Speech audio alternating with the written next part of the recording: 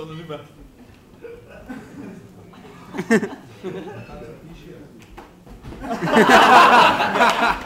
Ja, genau.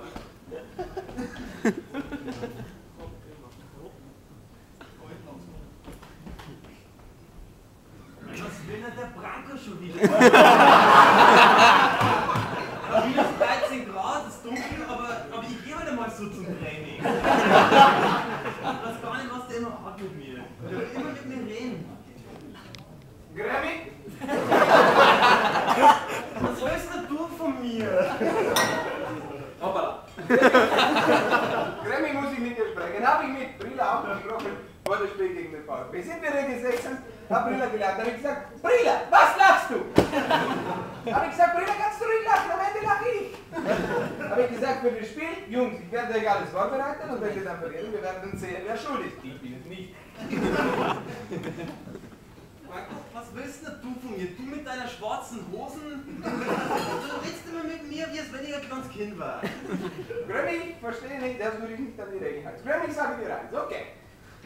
Dass du mir dauernd widersprichst, das nervt mich, aber das ist für mich okay. Der zweite Punkt, Grammy, dass du mit der Sonnenbrille in der Besprechung sitzt, das kannst du machen, aber es ist okay. Der dritte Punkt, Grammy, dass du mit Muskelshirt zu der Training kommst. Grammy, siehst du hier noch einen mit Muskelshirt?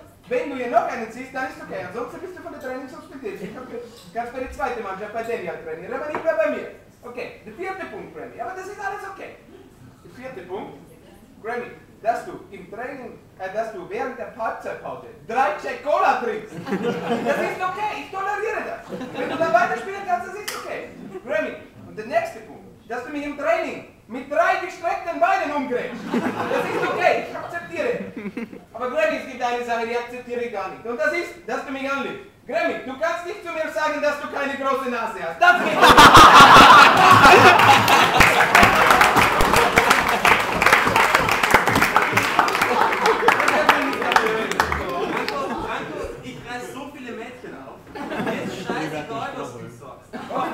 Okay, Grammy, kannst du zur zweiten Mannschaft gehen? Kannst du da dein Ding durchziehen? Ich habe mir den machen, den kannst du mit dir rumhängen. Oh, geh mal zur zweiten Mannschaft. Ich gehe jetzt zu meinem Traktor und fahre eher auf Windtraf in die Gegend.